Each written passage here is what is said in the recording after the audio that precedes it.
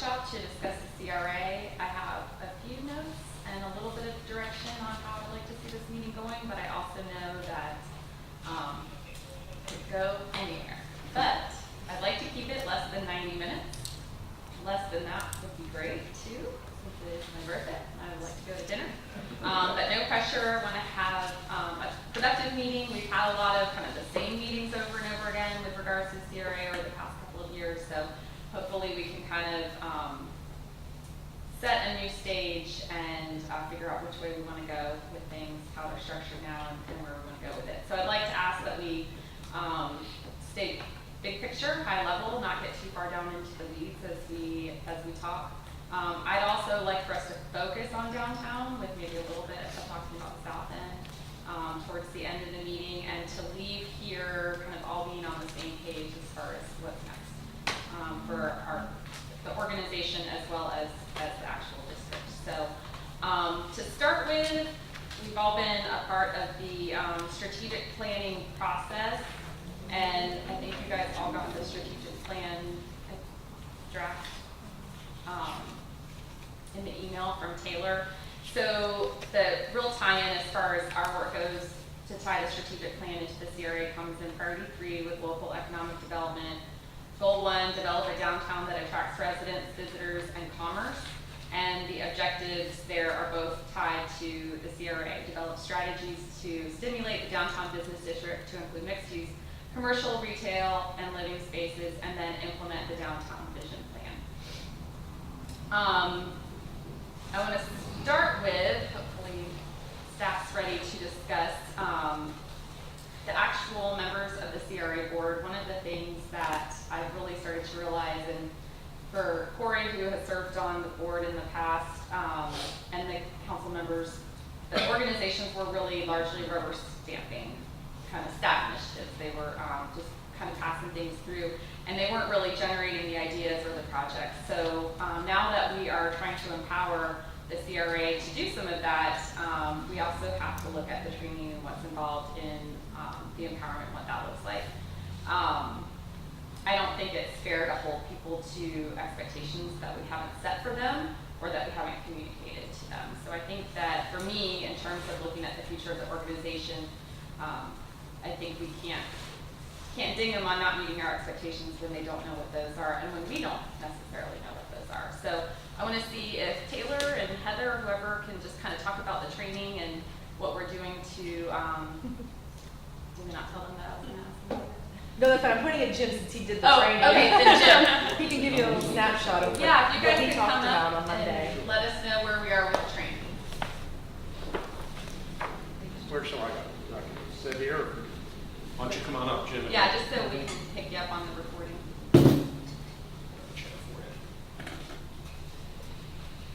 So, last week at the Redevelopment Agency meeting, we had a CRA discussion about roles and responsibilities of the CRA and what they're empowered to do and what their job is, in fact.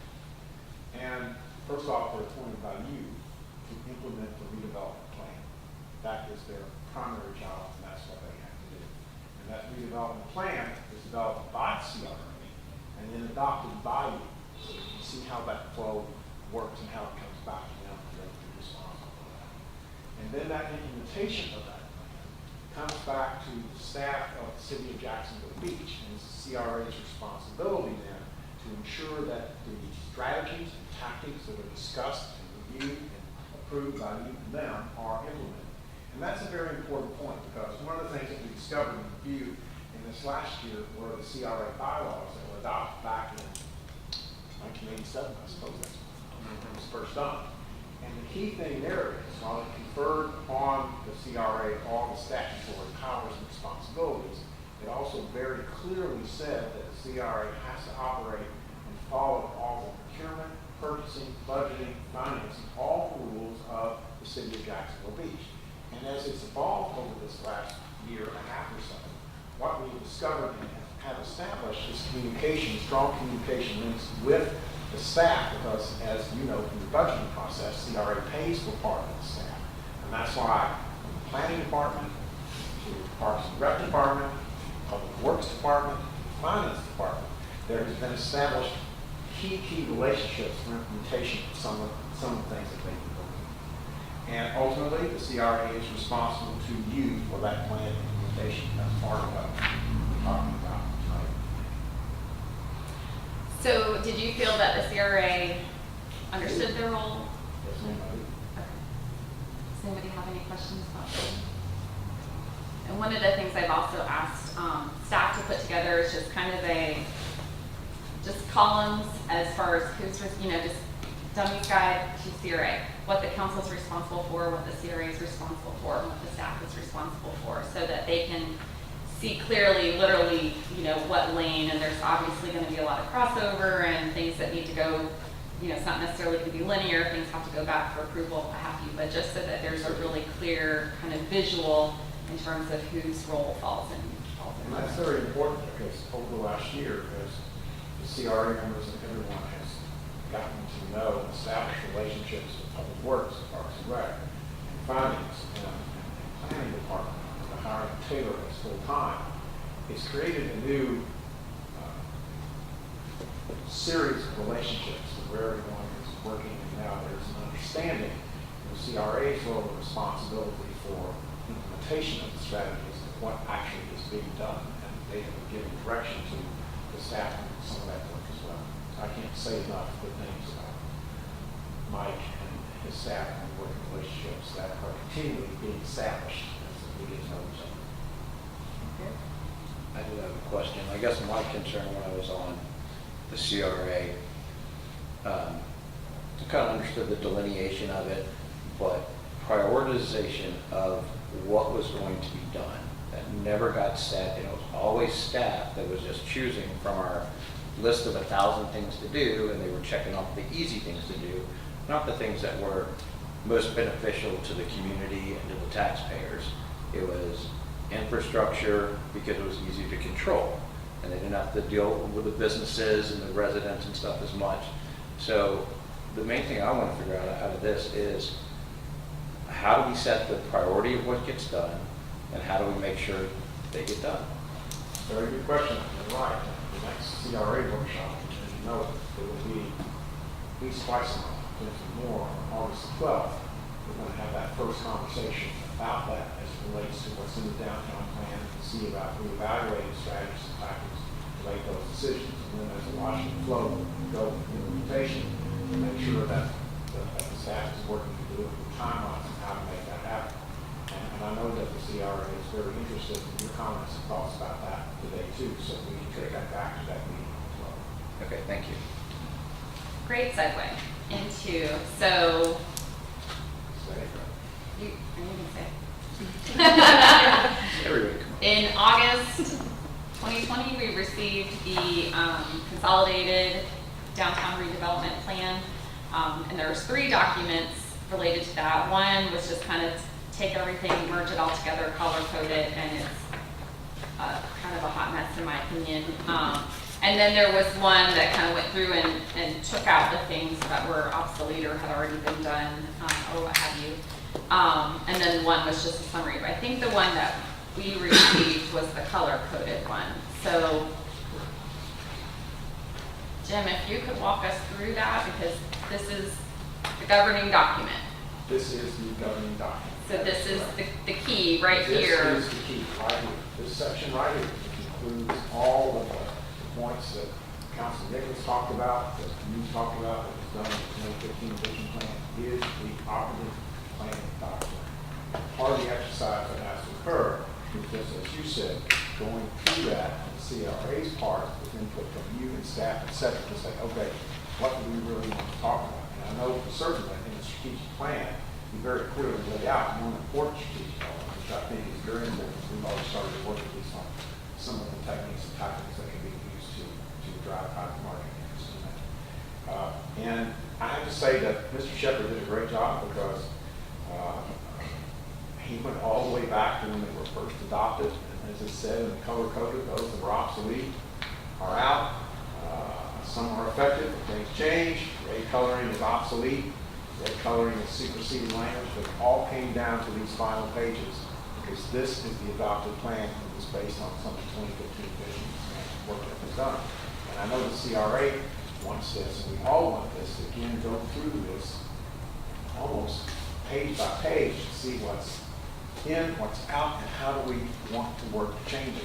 And the good news is, with this redevelopment plan, a lot of times, and I'll give you, if I may, Mayor, an example, the South Beach current redevelopment plan that's in place was done in 2011, and it was done by an engineering firm. And as a result, what's in there is absolutely specific. It can't deviate. And so anything that might be done there is going to absolutely require a plan amendment. This document, however, has got, they're not totally broad things, but they are enough detailed where we hopefully believe we will be able to do what we want to do and what they want to do without amending the plan. We can simply move it into these various categories of development. Mayor, if I may ask a leading question for Jim, only because I've heard several questions from council behind the scenes. Jim, with the consolidated plan, is it necessary for the CRA and the city council to re-adopt the consolidated document? Or does it stand as a valid document based on the consolidation that Mr. Shepherd has done? It stands as a valid document. Perfect. Because he took every amendment from day one all the way back to every action that you took. That includes everything in this that was produced. This is a valid document. Excellent, thank you. Again, I'm not a lawyer, but that's what I see from listening to Mr. Shepherd, talking to Mr. Shepherd, and reading all his legal opinions on it. Can you walk us through this document and hit some highlights?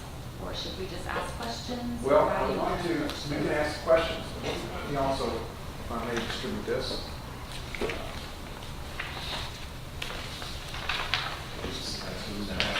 And you think you're just doing it for your birthday. This is a document that was actually prepared some time ago, and you got that? Yes. And this might be a good place to start, because when you go through the vision plan, it talks about the different corridors that were established in the maps. The Gateway Corridor, the City Corridor, the Pier Corridor, the Retail Corridor, and the North-South Streets. And in it, it listed 36 items that were to be done based on a consideration at that time of that 2015 vision plan.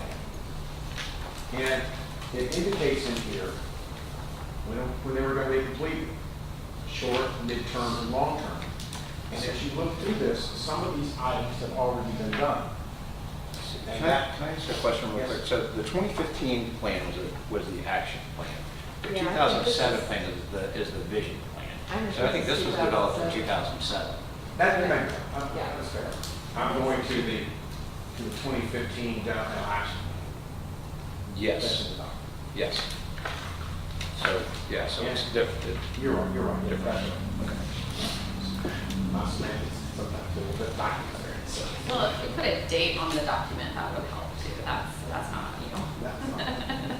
The 2015 downtown action plan resulted in a little bit more of a concise program of items and to be undertaken by the CRA for implementation. Some of it has been done, some of it has not been done, but this is part of a beginning for us to discuss some of those items as we proceed forward. I'm not sure that's actually responding to your question, but this is a brief summary of what's in this document.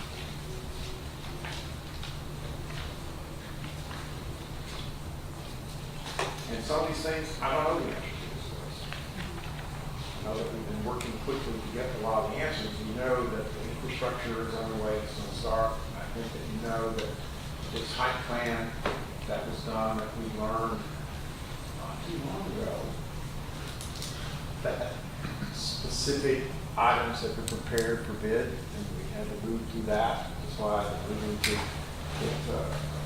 new benches and bollards and bike racks. And Regis Energy is working on the lighting plan from this. And the CRA is going to consider the wayfaring signage at the next meeting, to move that forward to get that implemented. So some of those items are underway and occurring as well. And we're pleased to discover that all the hard work has been done by this height, and they could then simply move to implementation through procurement. So that's underway as well. I think in terms of where you want to see the emphasis, that would be important feedback to have. We have, as you know, developed an incentive toolbox, but that's just a toolbox. How we use it, we have to think very carefully about the best way to bring the private sector development into that subject.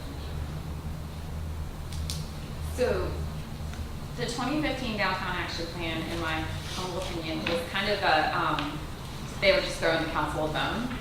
It's very cosmetic. I don't think that this is really probably the big high-level things that this council wants to look at. And I think that it's all very well and good. Some of this has been done, some of it, I mean, one of them on here, I'm not sure where it is, was to establish a visitor center at the Beaches Museum. We did that, had nothing to do with, Nothing to do with that. but there was a budget for it, so I'm gonna see about getting that. And I think the action plan Getting- kind of came about because in the document for the vision plan, it kind of had a 7-year life That's right. that really didn't expire. So it would have expired in 2014, 2015. And that led to, hey, we got to get something in place. So let's put the action plan, and it was kind of some specific stuff that got done, but it was very surface Well, that's good information. stuff. So You're sharing information out of, at least, so that I'm not sure. yeah, so I think it was a pretty easy way to, they grabbed some easy stuff that they could put into a plan, but I'd always wanted to go back to the vision plan and really look at the high level of how we really get to the next step. I think that's what we ought to do. That's a good step. And I think infrastructure, we're good with a lot of that.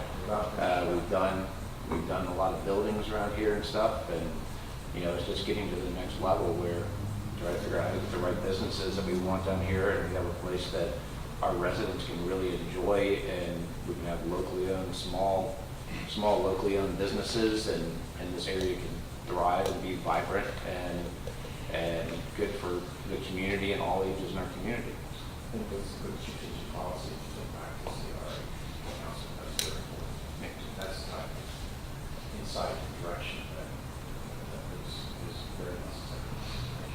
Thank you for that background too. I'm not sure we prepared this, but it's still the optimal document. I mean, it looks nice, but it's also, I don't really subscribe to this being a plan. It's just a list of ideas. There's no timeline attached to it, no responsibilities. As I said, No priority. We got to prioritize timelines and who's going to do what. That is critical. So if we want to give direction to the CRA or give our thoughts on what's priority going forward, what's the proper way to communicate that to them? How do we officially communicate to the CRA? Well, if you ask me, we're talking about things like now, make sure we get that in minutes and talk about it. And it's every point like that, and then we can take back to them at the next workshop meeting on the August 12th, because that's the purpose of that, to start that conversation along the lines that you just mentioned. And the community was super involved with developing They this, were indeed. with the vision plan. They were indeed. And so it had, parking garage. I mean, it just had a bunch of different things on there that the administration at the time, the staff said, that's way too difficult to do. We don't want to do that. And so they picked the stuff out that was, like I said, easier for them to do, which is understandable and got us somewhere, but it didn't give us we're still with a downtown that's not, it's not good for all ages. It's most residents never even go down there. I mean, there's not a lot of reason to it. I want to have a thriving downtown area that's wonderful. That's a good direction. So this is 2015, it's 2021 now. Do we amend this plan with the 2021? I don't think that you have to amend it, Okay. because I think that some of the actions and stuff in the vision plan are there, and they can fit within the context of that. It's just what are the new initiatives that we do put out. Now, if we have to amend it, we can amend it. That's a So we just add That's a to long- within the context just add to of. the context of the Okay. broad categories that have already been adopted. And we don't have to make it, but we have to be very clear so that we know exactly what we are talking about. As you say, is talking about what we're gonna do, what the timelines, who's responsible, whatever that might be. Okay. I did have one other question. So the green area, are the green areas what's been completed, and the white areas have not been completed? So what is the color code for this? The color code came about 9 or 10. Jim, I can. I just, The green indicates projects that have been done, that were underway, or that were deemed by staff at the time to be Not- obsolete and not going to be done. And Wait a second. You Councilman- the green on this or? no, that's right here. Councilman, this is my colleague Tatum McGee, may not Yes. know her, but So, I we mean, help each other a lot. well, the challenge I had is that staff deem some of these obsolete. She- Where it's a resident. And I have to say that Taylor correctly said that. Yes, no, I know, I agree, and I just don't know, or the CRA or the council or the residents somehow had input as opposed to staff just saying, hey, we're not gonna do that one. And I mean, I like the way it was set, I mean, I'm okay with the way it was set up with 0 to 3 years, and you see some of that stuff got done, very little got done in the mid-years, and the long term, not much got done, but and I mean, they're listed, but they're really not, they're not in a prioritization order. And that's where I'd like to kind of go back to this eventually and say, this has been done, this hasn't been done, let's prioritize these, and let's move forward. Great, let's do it. Okay, rest of the council. Courtney and I are talking a lot. Do you have any thoughts on the 2007 vision plan, 2015 update? Is it all clear to you guys? Yeah, this is clear, but we're not talking about the overarching themes. We're down to the tasks.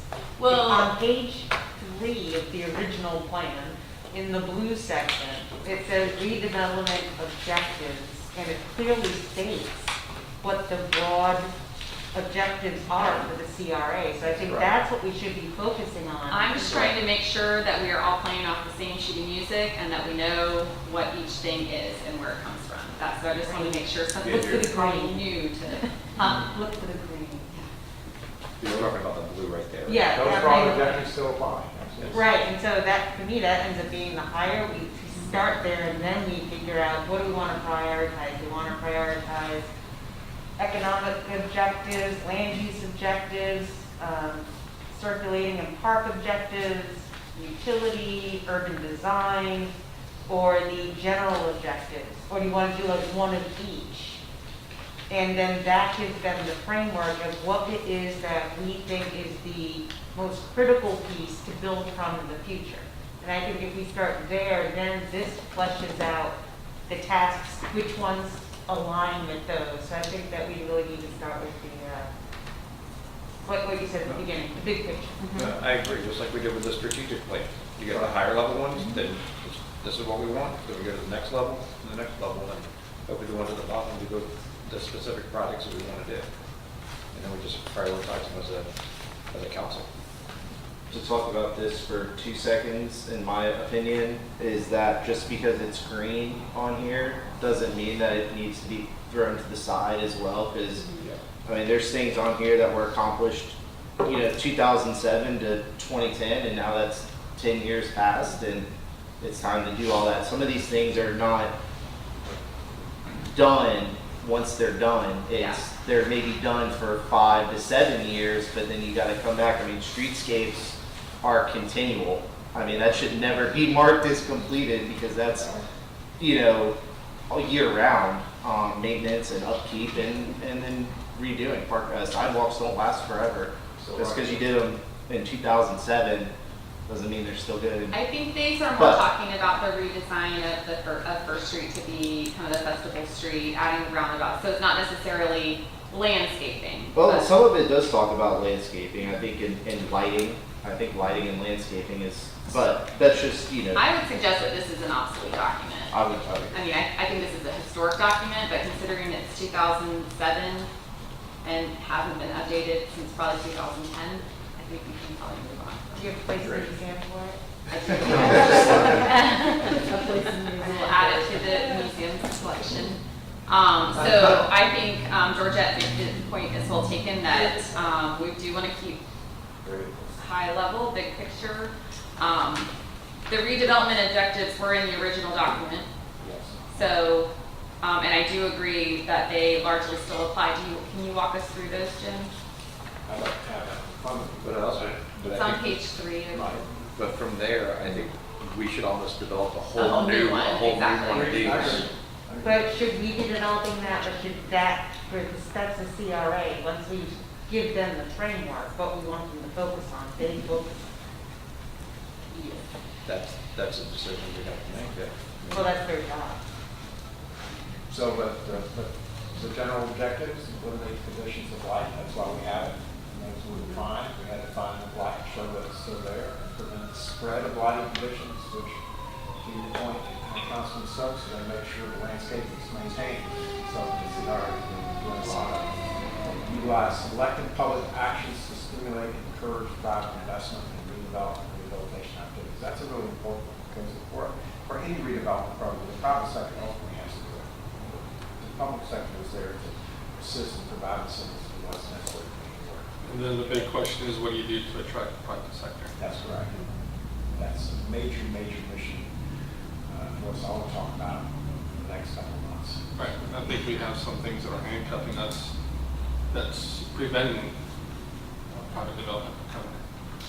Encourage the core downtown area to what Councilman Nicholas is making for cultural entertainment, community activities, provide for reasonable plan flexibility, which I talked about a little bit earlier, which I think we have to accommodate unforeseen private sector initiatives and future economic trends.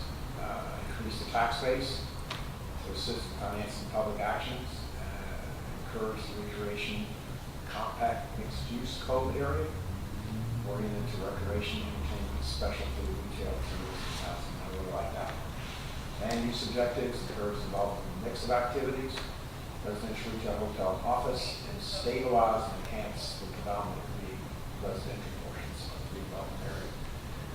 I got one comment before you. Probably haven't had a lot of that, but that's I don't disagree with letting the CRA do it, but I think that the community should, like they did before when they were developing it, let the community now have a voice in that and let them work with the community to do the charrettes or whatever they were doing at the time, to have input from the community on this for the business owners and residents. Yeah, I'm just And not then they can bring there. it I'm down. just not there yet. Yeah. That's a different conversation. Yep.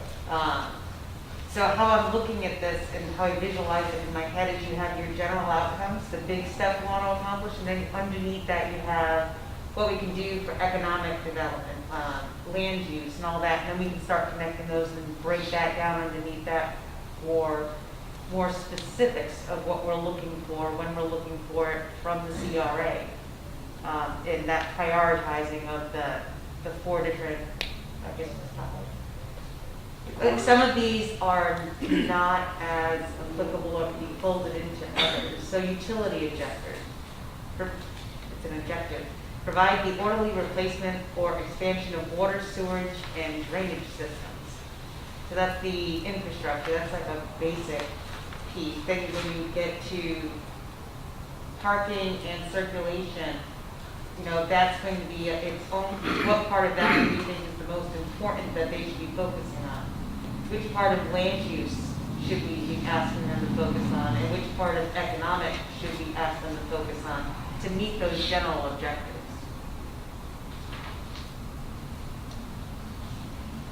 So, I don't know how we prioritize these, though. I mean, these are all important. Sarah, do you have anything? No. I mean, they're not usually included either. Right, and some can build off of each other. So we've done the infrastructure, a good portion of it. We had that conversation, something, a pipe needs to be open. We're still working on possibly some potable water expansions into the downtown area. We've got some restrictions that won't hinder future development. So that's an example of where we're going to take a look and see what we need to do in order to handle that. The issue of maintenance of existing landscaping and infrastructure is something the CRA has already talked about. And we've got Taylor working on with regards to tracking our existing levels of service and determining whether or not they need to be amended or increased in order to get a better result over time. But it is going to take 6 to 12 months of tracking so we can see what the seasonal changes are and what we need to increase those are. I think the big things are with regards to some of the capital projects that are hanging out there for the downtown, which are currently, again, in discussion with the CRA, but the big thing is going to be the economic development. I think that's something that the city has taken a very passive role in. And the question becomes, if we're going to do economic development incentives and/or partnerships, the question is, what would you like to see us be working on, and where would you like us to start?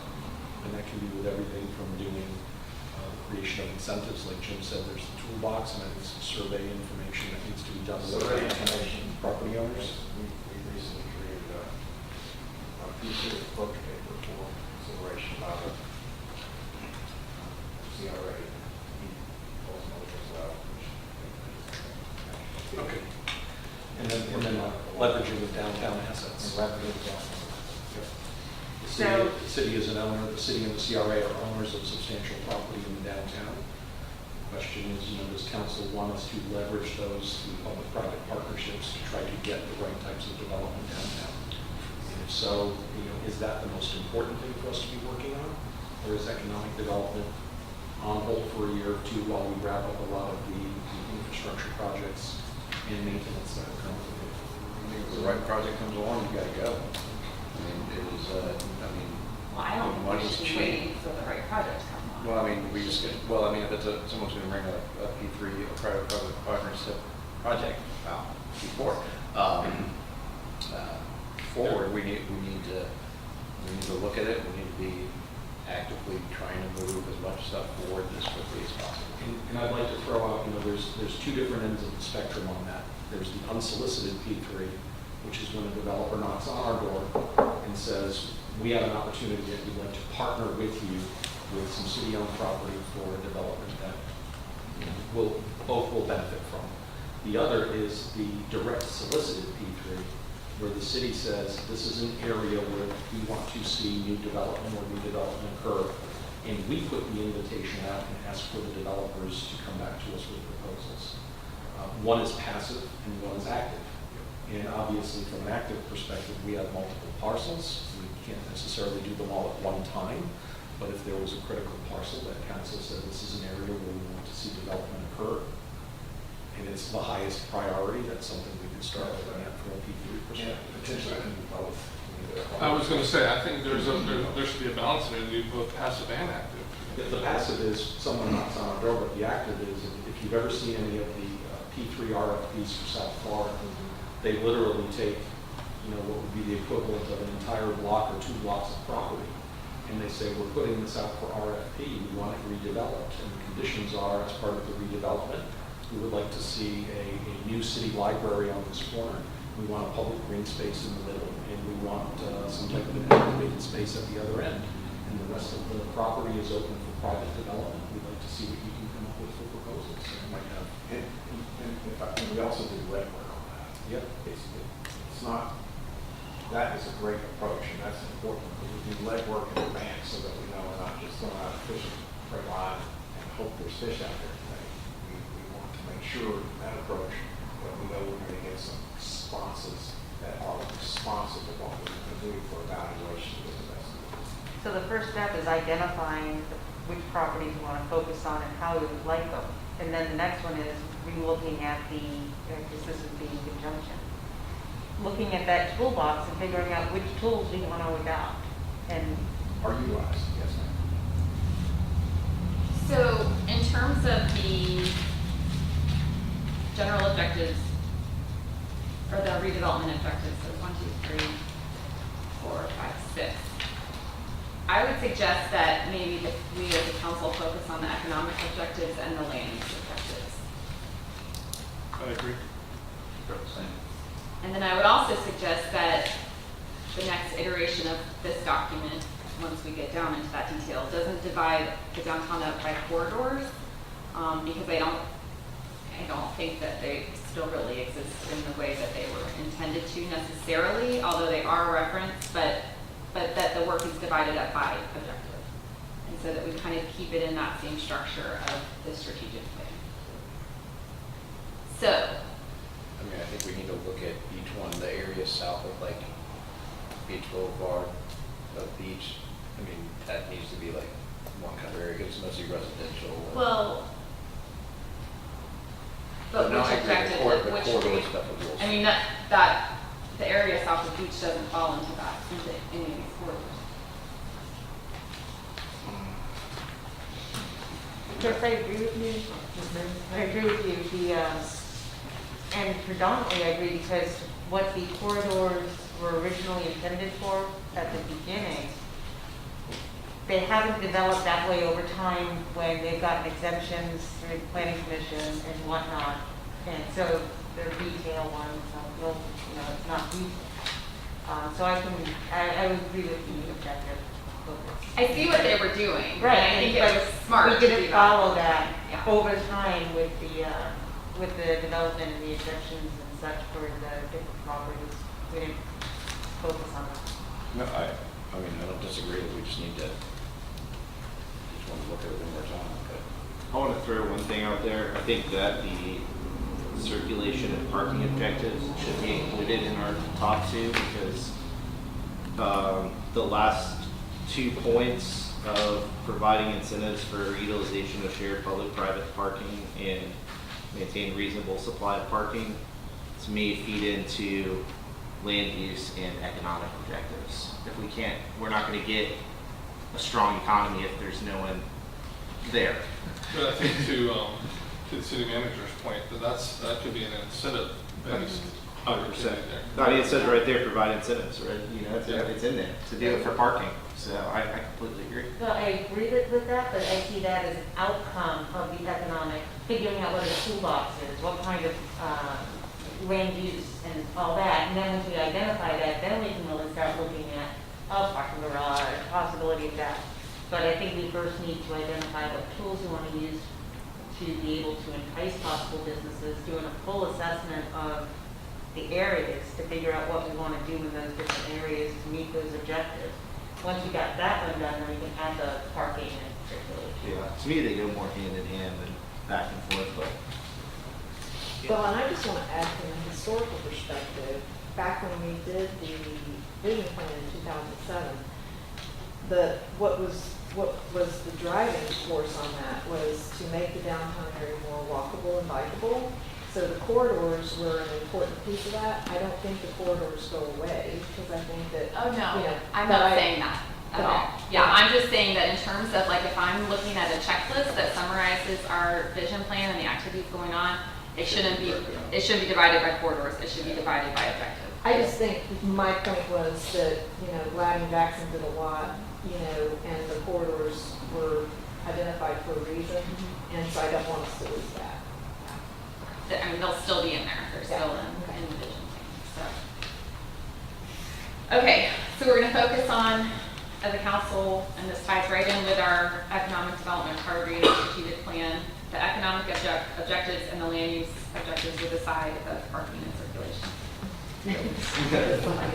I just can't be in any more meetings that devolve in fighting about parking garages. Like, I think if we can stay away from that for at least a couple of meetings, we'll be in good shape. Yeah. Okay, so economic objectives. What do we see under there? Increase in tax base in the community development area. So I guess the other question I have is, with the hotels going in, how much more money is going to be generated in the TIF funding? Well, they've got to wait 1 full year before they hit the tax roll. So as an example, Margaritaville is not yet on the tax roll. We still have to wait until next year before it hits because it opened up after January 1. But as an example, I think Margaritaville, we calculated at roughly 200 to 250,000 of what would be general fund tax revenue.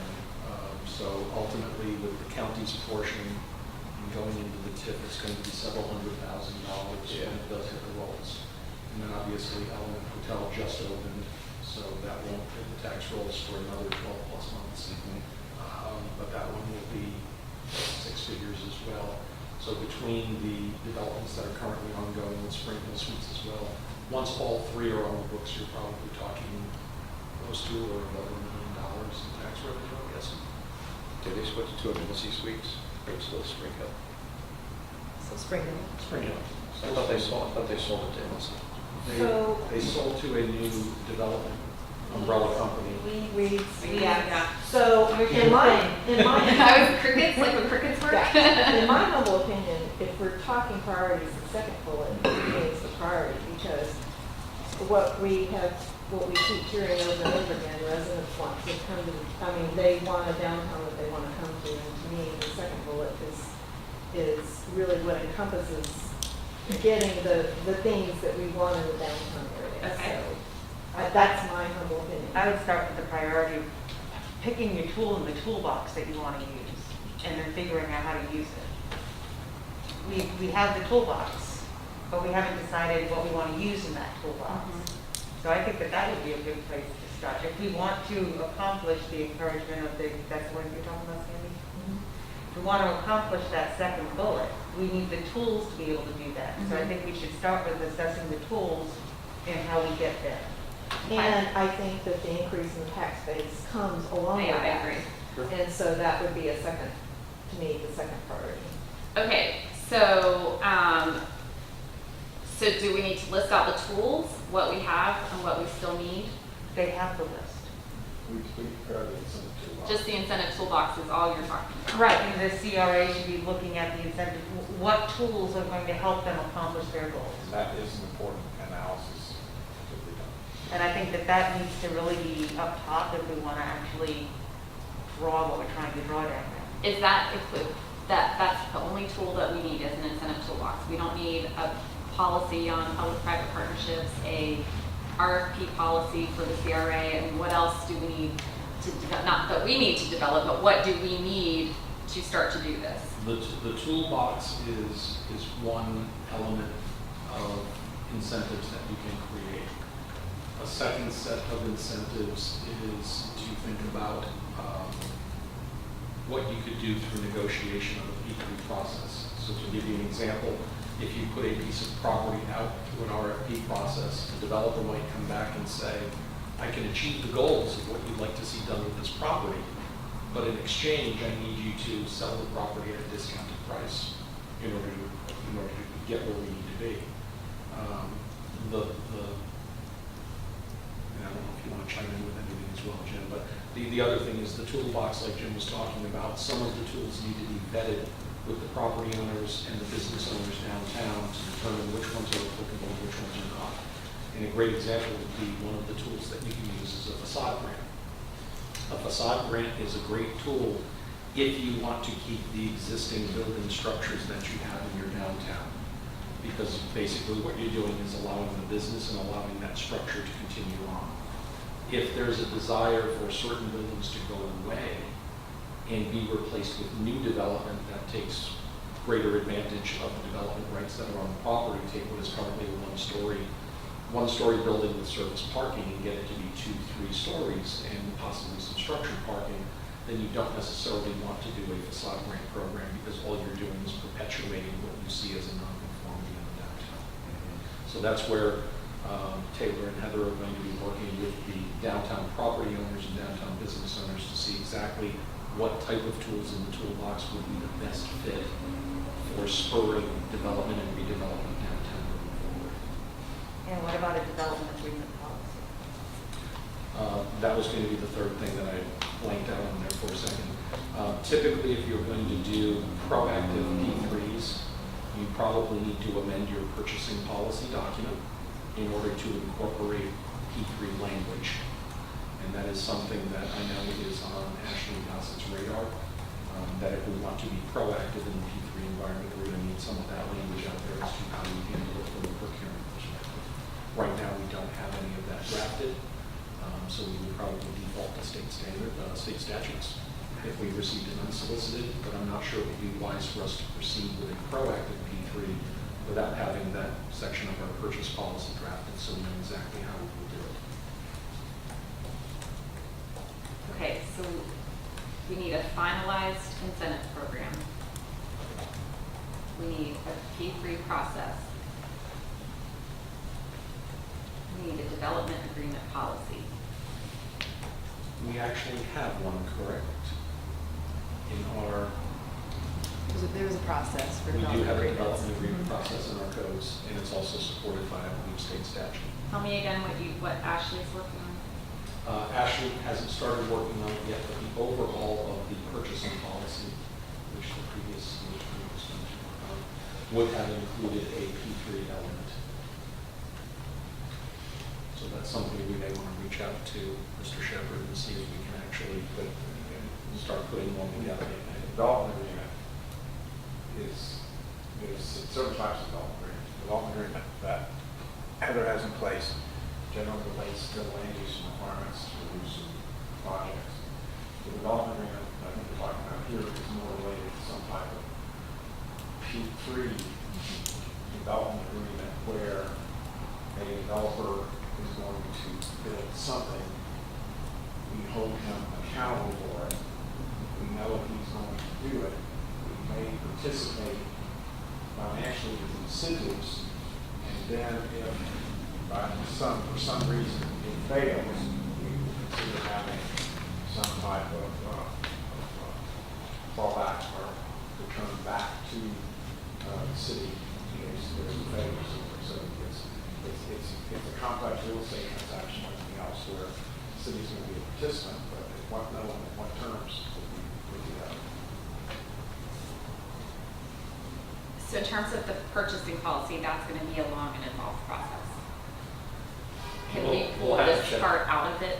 We'll have to check with our attorney to see if we can just do an amendment to the existing policy to address P3s and possibly use something that's already been drafted for the communities until we go in and do the complete overhaul of the purchasing policy. That's a possibility. Are we satisfied that the tools that we need in our toolbox are all complete or in process? Is there anything we're missing?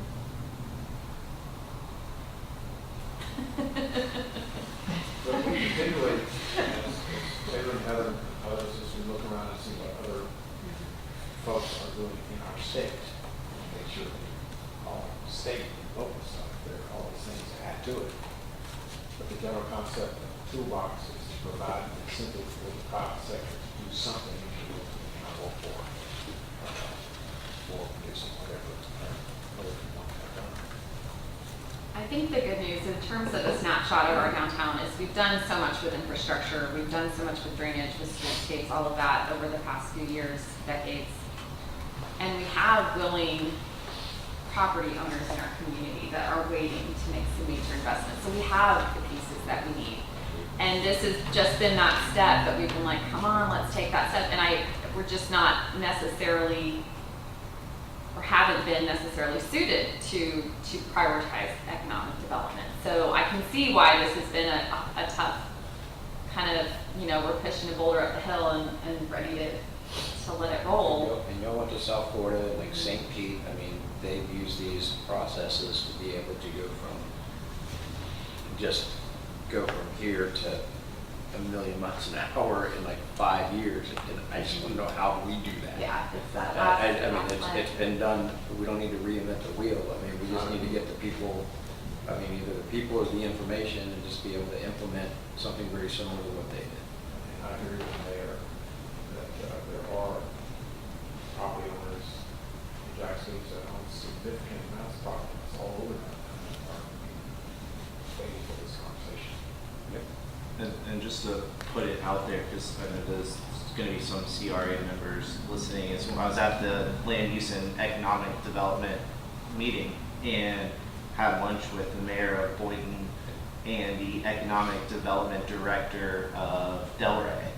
And all we talked about was CRAs, how to get them working more, what incentives can be done. So, I've made really great contacts in that field, and I'm happy to share contacts, share information. I think the one thing holding us back looking at a big picture of just talking to these other cities is they all have the CRA manager like Taylor, but they also have an economic development director, which is doing a lot of what we're talking about right now, of what incentives we need to pull out of the toolbox and what do we need to prioritize and working with staff. But if we're not going to use one, I'm happy to share the contacts that I've made you know, from these cities that are more than willing to share their information. I've been trying to gather more information from them since that meeting, and will continue to do so over the next few meetings. I've already asked if they're going to be at the conference in August, because I'm like, hey, we need to have lunch at that conference and learn more, because we just started talking, and it's just, I mean, it's mind-blowing when you hear about what some of these cities, like Corey said, of just where they've been able to go in a short amount of time. So just putting that out there for anybody listening. We're here. So do we want to discuss land use objectives? Let's do it. I think that we can safely put hotel on the back burner at this point. I think we're all set on hotel. But I do, I mean, the first one listed is residential. I think we can all agree on retail and office. Thoughts on that first bullet? Do we just prioritize these in terms of P3 partnerships and things like that we go for? I think the P, once we get the economic plan ready, we can then attract and encourage the development, but it's hard to do that without the economic piece of the puzzle. I'm presuming when we talk about the creation of incentives, the toolbox, so to speak, that part of those incentives is to get the mixed-use activities, not just a development. So in other words, what does it take to make a project be mixed use? And then we do incentives specifically created for that. To ensure there's a residential component to take a look at. Right, and that's, we need the critical mass. But we need to have that economic piece first.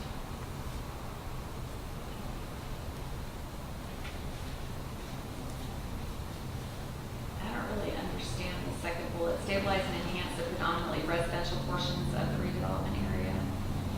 I think that was put in there because on the north end, that's supposed to be the village area, and there were some people, when they developed this, that were very focused on keeping that a village kind of community, and I think that's already, The north one? yeah, right on the other side of the pizza. Apartments. No, okay. Well, that was supposed to stay residential, but it's, you know, I think that bullet might be a little outdated. You were involved when they were developing that, right? The vision plan, you mean, or no, this is back in. Oh, this is the 87 one? Yeah. Okay. Before your time. The original.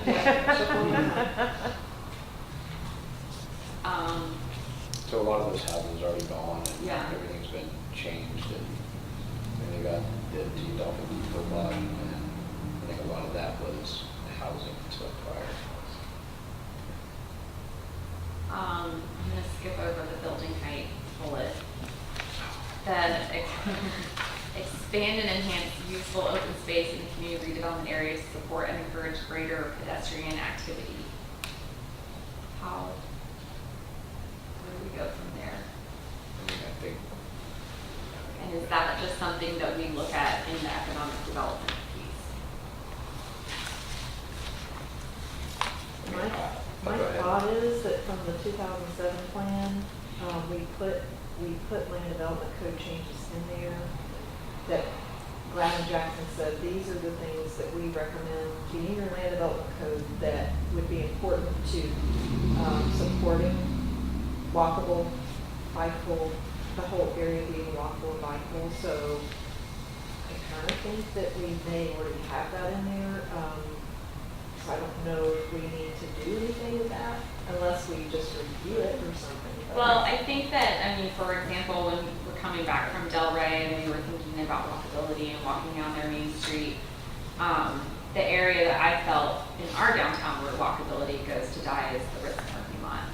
So maybe that's where something like that, big parking lots on our main thoroughfare like First Street, we should try to sure. eliminate or, you know, avoid.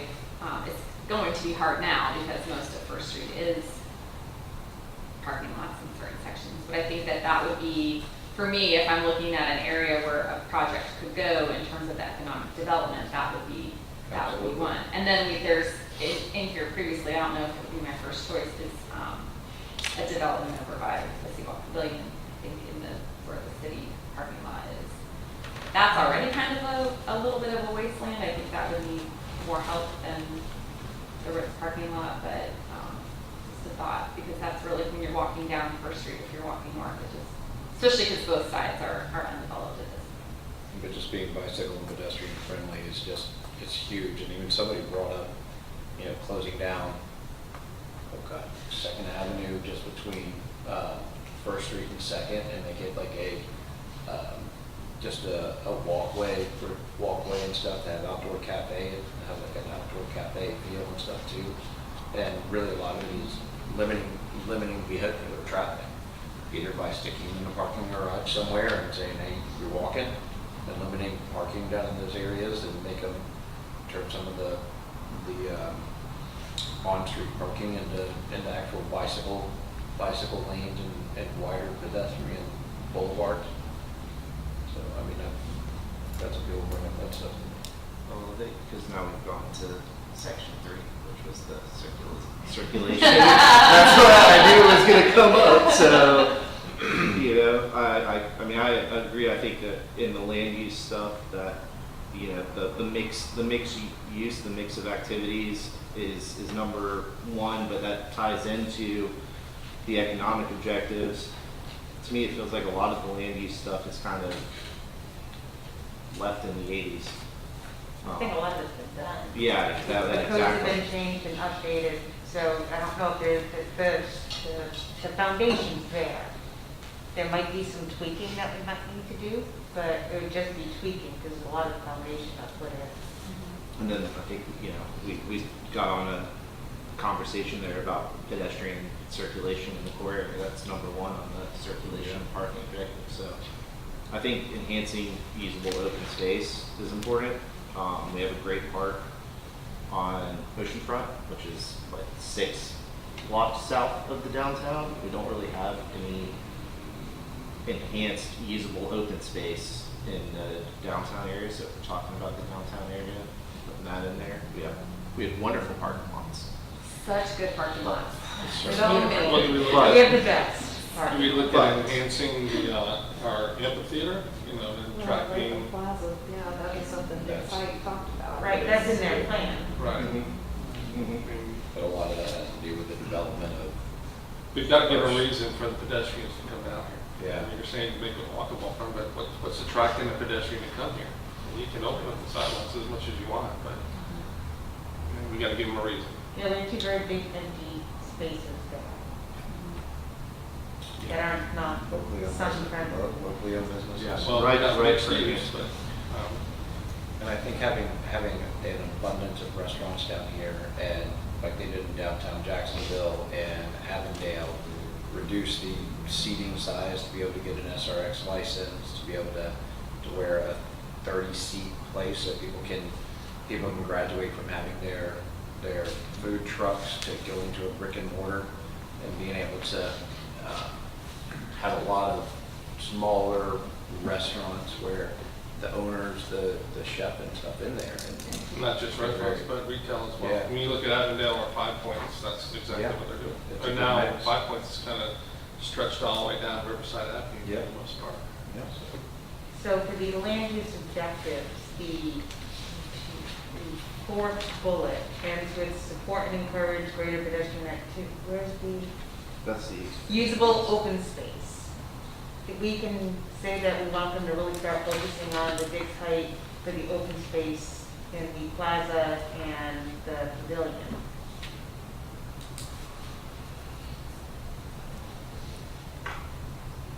Focus on, I remember seeing the plan, and there was a update, there was seating and raised seating on the south side. Are you talking about this, the south edge of Latham Plaza? Yeah, that's not what the, They were gonna that's not the big the height. sidewalks that come out like that. Right, they're gonna change the Splash direction of the pad. sidewalks to make it more user-friendly and where people can do things. Although we did see people playing croquet a couple weeks ago. What's your name?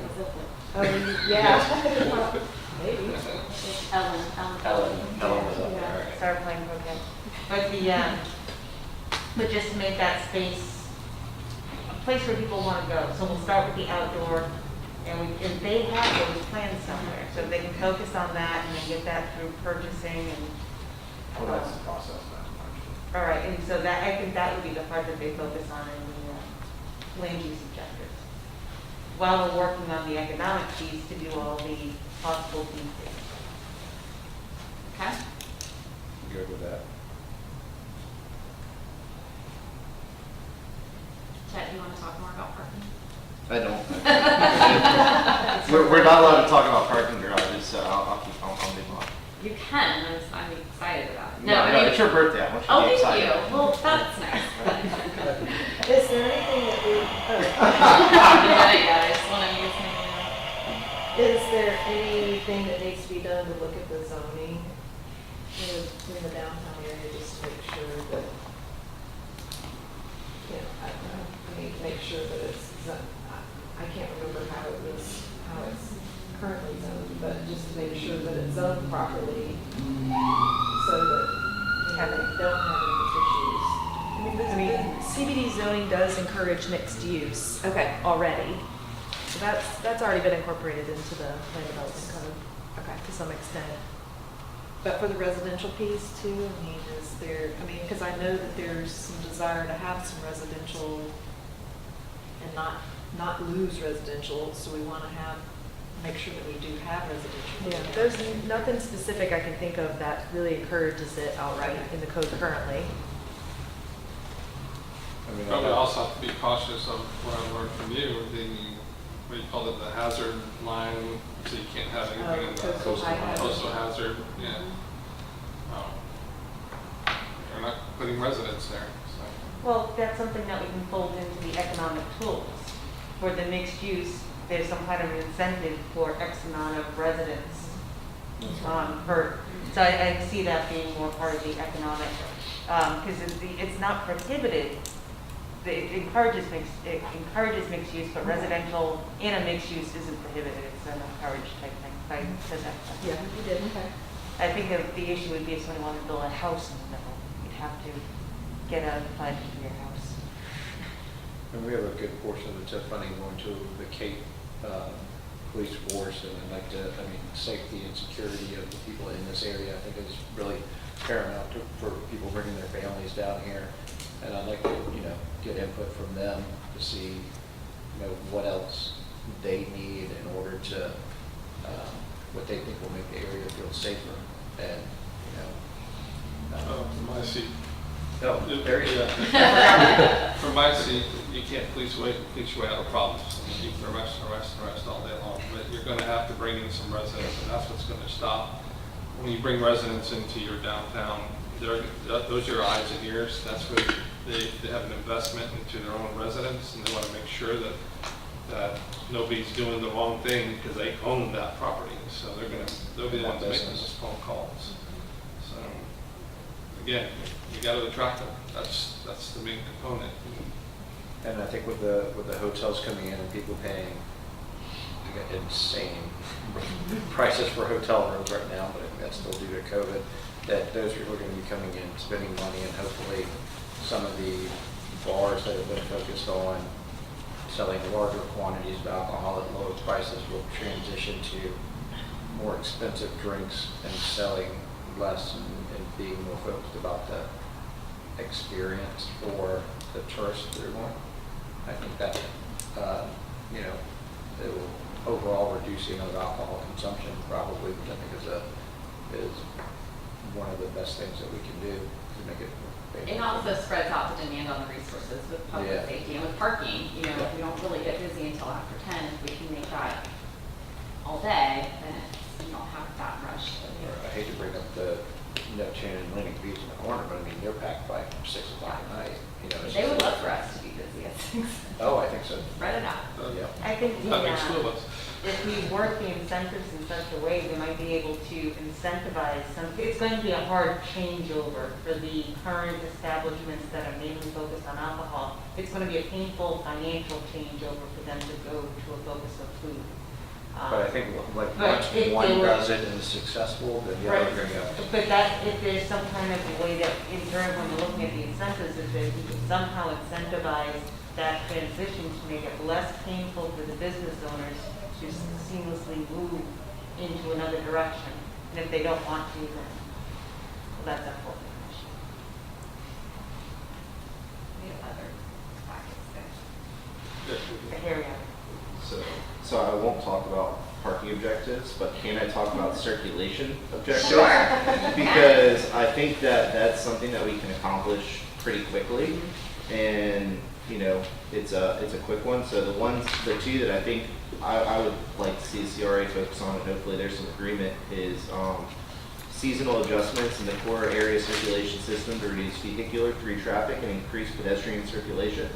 I think in the summer that'd be very easy. I feel like we could, between Surfer and Tavern, make it walking only in the summer months, weekend. Reduce vehicular traffic through there. Encourage, you know, when we talk about getting more restaurants with outdoor seating and everything, if you make it to where it's nice to walk around out there, it's going to elevate that whole area, in my opinion. And then promoting greater pedestrian circulation along First Street and Boardwalk. I just talked about First Street, so. I agree with you. I just feel like that's a little bit of the cart before the horse, in the sense that we don't want to reduce any traffic until we get something in place. And then we can start reducing traffic and incentivize more pedestrian use. But I wouldn't mind trying some pilot projects and do a month and In see in how short it areas, goes. yeah. I mean, it's just vehicular traffic. I mean, Exactly. you just get them to go, you know, you can get the traffic going around, and hopefully you get more people walking around. It's an easier, you know, hopefully reduce pedestrian accidents and. All I can think of is Bill Stevens. That whole group, it was like 3-4 years ago, there was a meeting and, oh gosh, that felt like a lead balloon. Well, I think that, but there might be like a couple blocks down there just to make it a little more inconvenient. But if we're gonna have that other hotel, the boutique hotel going in where Buckets was, they're gonna have to have access, so there still has to be some. Well, one of the ideas, this is weed, so I'm not gonna play the cricket noise though. When we came back from Del Rey, they had these big wooden planters, and one said Del Rey and one said beach, and they rolled out and they closed off just one block. They were beautiful. It would look like public art. They had little planter boxes, but in my mind, we could do that right at the Seawalk Pavilion, because you have a ton of pedestrian traffic, because that's where the parking is, that's where the beach access is. But it would also block off the people that just come up beach to turn to cruise. So that makes it inconvenient for you to cruise, and it's not blocking any businesses or residential or anything. There's nothing there except our property. So that may be a place to start, and somebody is going to run into it. I know that's what you're thinking, Mike. I know someone's going to run into it, but something like that to just try out. We close that area off over the weekends anyway, but Exactly. Friday night, you roll those things out. Sunday night, you roll them back, and they're sitting there the whole time, and they're pretty. I was thinking those little things that come out of the ground. Those little holes. Hydraulic bollards? Yeah, bollards. They cost $1 million a block. I already asked. That's what's Palm Beach about. Well, CRA's got plenty of money, so. Just kidding, actually. Nice. I mean, it's not true. Right? But do we want to spend $1 million on Palm? Right. $2 million, because we need a month. How much is the gate? Fence, excuse me, fence. I don't have a price tag. I have sent a video on, this is a great idea for pedestrian safety. Now you have the regular lines going across. Oh, The thing goes Yes. up to stop the cars I saw when that people hit too. the walk button. yeah, you know, the Now, stripes. that would be The something. that stripes we- are actually something that's activated when the pedestrian hits the button. And the stripes What goes up. country was that? I don't know, guys. Not us. Like, that sounds like Sweden. Yeah, it was- Exactly what kids No, that do. was a different, Yeah. yeah, I was gonna say Asia, but it was a different video. I don't think that meets MUTCD standards. I'm just saying. Okay, other thoughts on the objectives that we've decided to prioritize? I think it's a good start. I guess we're gonna be doing this quarterly.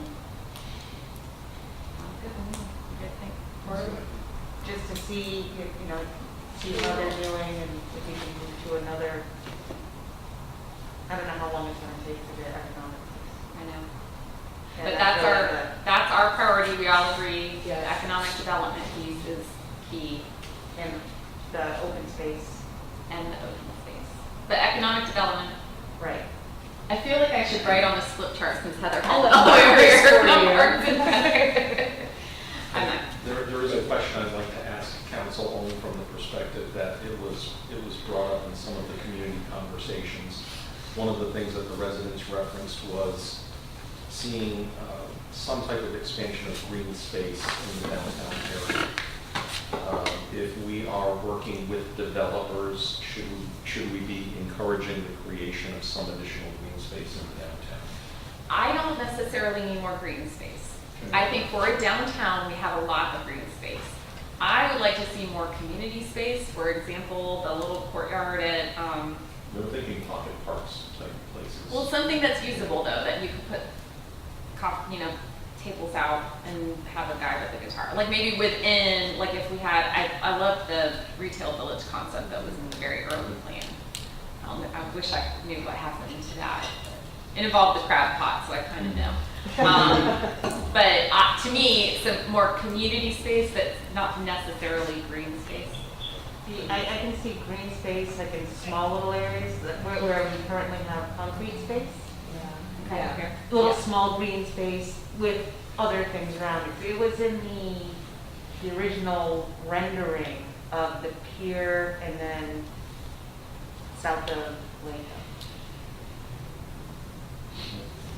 So it showed the P3, but there was green space and kind of a enjoyable place. Yeah.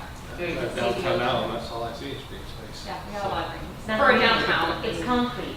It's concrete. And fence. So I guess Away from water. Maybe a lot of concrete. But once you get away from Lake and Plaza, then there's just a lot of concrete and asphalt. And I think that it could be nice, and maybe that's what the citizens are thinking too, to That's what they were have getting to. some space. Because again, to Dan's point, that may draw people to those little oasis spots. That they may want to just go and hang out, and they may stay there a little longer and then visit some of the businesses or whatever that are in that area. But Or maybe one or two parks that will tie into our urban park system or can draw them down to the downtown area. Yeah, I can see small parks with big, like, things for kids to do, just scattered about. yeah, But Shady palm trees. definitely one by the ocean side, because I think about grandparents that they might want to be able to look at the ocean, but they don't have the stability to actually stand up and go onto the sand. So they can like hang out with grandkids in a green space, still enjoy the ocean breeze, and not fall right in the sand. That's a really specific situation here. Grandparents who may break a hip with their grandkids. Or parents. What needs to be changed for us to have more outdoor dining and outdoor music? We'll start with the dining. We actually have an item on council briefing for August 9th, where Heather is going to bring forward some options based on the documents that Steve Deeb and I brought to the council meeting a couple weeks ago. Okay. So the two primary things that we'll be discussing there will be the current restriction within our code for 25% of your total area being outside for dining, and whether or not that number should be increased to something more than 25. The second is whether or not any or all of the outdoor seating area should count towards your alcohol license. So that'll be the conversation on the 9th, and I think that's a good start. Heather and I have had a conversation about some possible structural modifications that can be done from an infrastructure perspective that could result in outdoor dining along certain corridors. And I think it's safe to say we're still exploring that at this point in time, but that may be something that's ultimately a concept discussed with CRA and council at a later date as well. So on outdoor dining, so just from being in St. Pete, they had restaurants that probably had the equivalent amount of dining outside as they do inside, but the outside has to be publicly owned space. And the sidewalks out there were massive. Yeah. They had not only enough room for multiple tables with umbrellas and heaters and everything else for summer and winter time, but then they also had plenty of space for clear walking path for all the pedestrians going in both directions. So one of the things that we've talked about is a lot of the block setups that we have right now have what you would call narrow sidewalks. Correct. So are there opportunities to come in and do some physical street modifications where we actually widen the sidewalk? Or possibly create some incentives for the business owners to either dedicate additional right-of-way in order to move the front of the building back and So- create a sidewalk on their side. So we're taking First Street down to like one lane, one direction, and then widen the sidewalks, whatever. Or eliminating the on-street parking and recapturing that Yes. space for all of it. Yes. Okay, those are the types of things we're looking at. Interesting. I'd like to know what those incentives are that we can bring to developers. Well, that's the big question, is, we can Yeah. ask for things, but what do we have to give in exchange for them building it? I think I've come across people that wanted to come in and open up a restaurant, and a really good experience, they were discouraged by some of the 25% seating and all that, and I think if we were to change that, we would, I think, bring in some legit restaurants. Yeah. Good, like Mezzaluna and Fine Iguana, those types of restaurants that would work here, that would bring the type of people that we want and uplift downtown Jackson Beach, not just the nightlife, but I think, once you talk about that, I think can we change that? I think it'll bring in. Yeah. Okay, so Don't miss that briefing. we'll talk about that on August 9th. Come ready? Pineapple will be happy. Okay, so since we're kind of that time, wait, is it almost 90 minutes? Yeah, 7:16. That flew, okay. So the question was about the music. Noise. We'll have to talk about the noise ordinance. I don't think that's even hit the radar yet. That's We talk about having somebody with a guitar out, Yeah. not amplified, and I mean, I'm not sure what the answer is. I think but not amplified is okay. currently. Yeah. But finding that Is one. that a priority or a second tier issue? That's a second tier for sure. Sorry, Corey. No, I agree, but you brought up some guy playing guitar or whatever. Yeah. So that was just. Did I say that today? I guess I just say it. Goes to the court. Huh? Maybe talking about Courtyard. There we go. Oh, yeah, because they do that down at, whatever it's called these days. Okay, so our number one top priority is the economic objective. So by the next quarter, we want to take a look at the incentives and the economic development toolbox. And Probably enough. What's that? And then the that second- one's almost been done. The second one is the usable open space, which is already part of the Dix Height plan. So we're working through the lighting and art and all of that stuff. So we just want to keep that on the front burner, or put it on the front burner when we have the capacity to do that. Anything else in terms of guidance to the CRA and the staff in terms of what we're looking for? I have a question about the south end.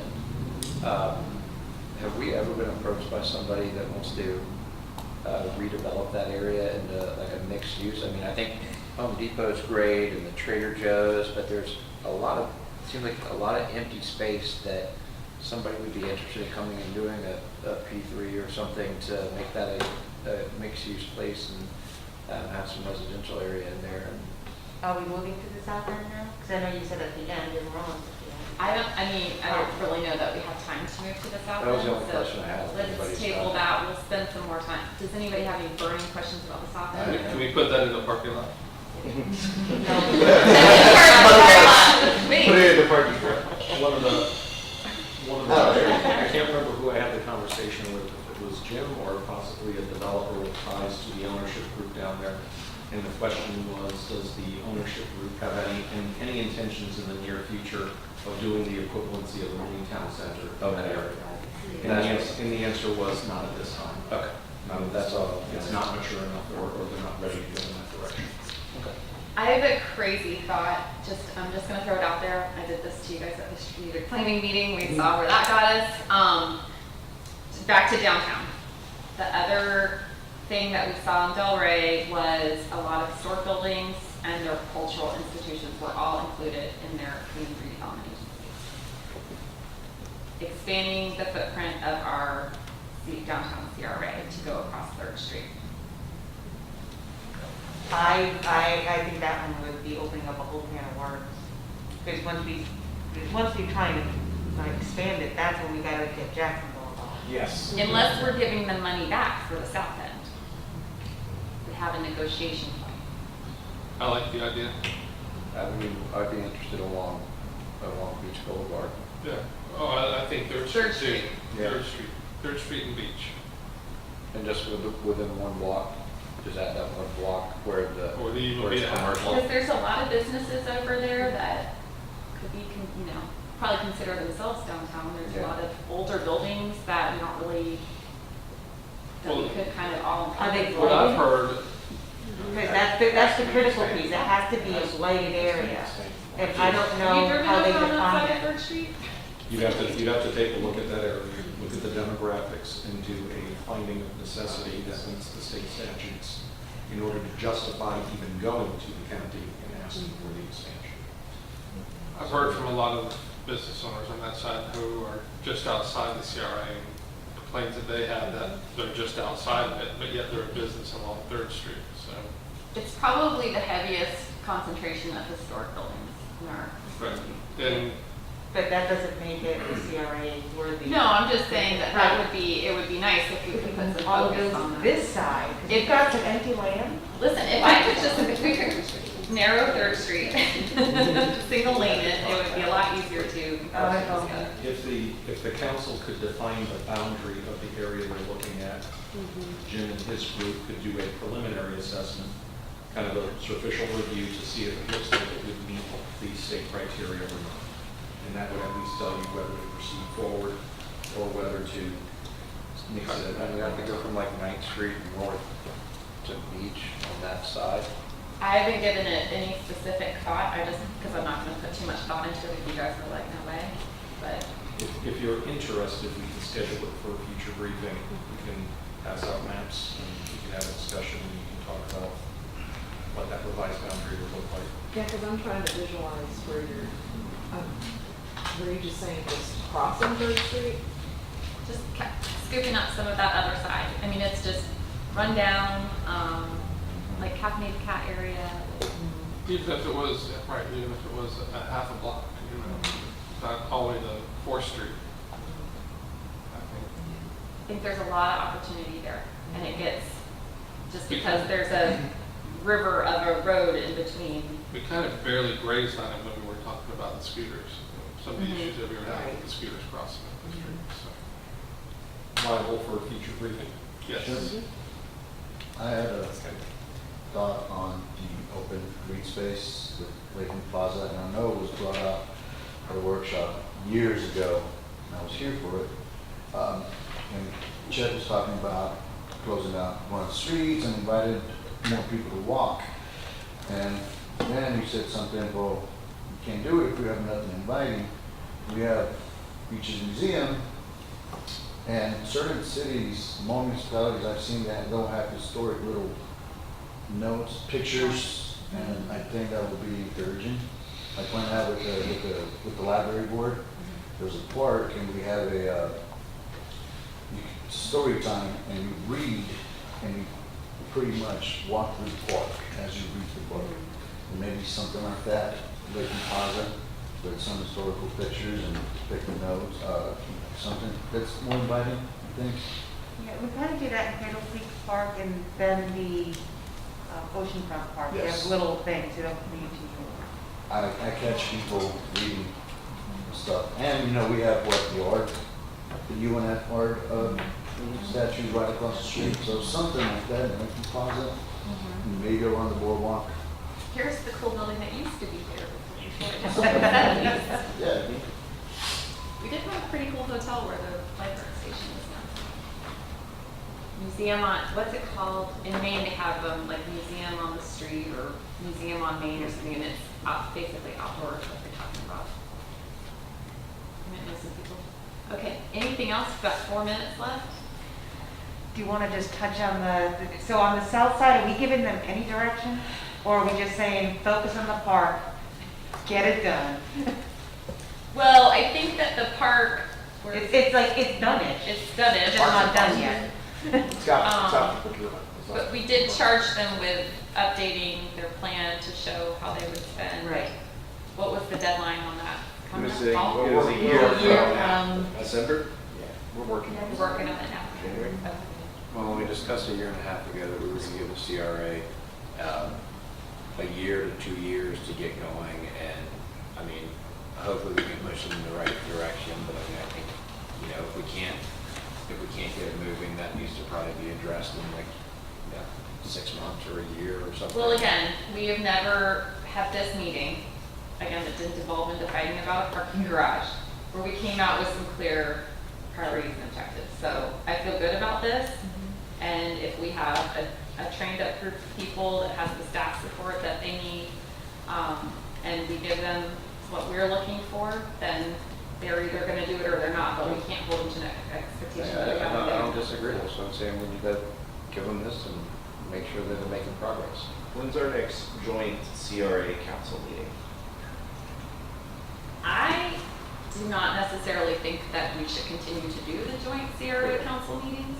The one thing I was gonna bring up is like Art talked about a lot of projects that y'all had come up with for the south end. And it was just like, you know, a list where you just went through. We're not gonna see if those actually take shape. I would say we would do a joint meeting if needed, and if we had a very clear agenda. Or because just I like a don't- memo. Exactly. But now that we have a conduit of staff that are, you know, going between the two groups and delineation of whose role is what, I can't keep having to say anything. So on the south end, we're asking them to give us the priorities. Well, we tasked them, that's what we tasked them with Give- last give- time. give What's the all deadline right. on that? What are you shooting, what are you? We're working on that in August, September too. We already have the list developed. We have the list When do you developed expect already. it to be done, though? I have to talk to Tina and Heather about that, but in my mind, it should be done by September. All right, then we'll have September? something, and then for downtown, we're giving them this, and then they take that and they work on it. All right, I just want to make sure that they have direction That's what I was both, trying to figure out. both around. We're gonna get a big metallic Jacksonville Beach sign. I knew that was gonna come. Let's What be- side, Jax? What says beach? It's gonna say LURP. LURP. All right. Anything else for the greater good? Thank you guys all for a great meeting.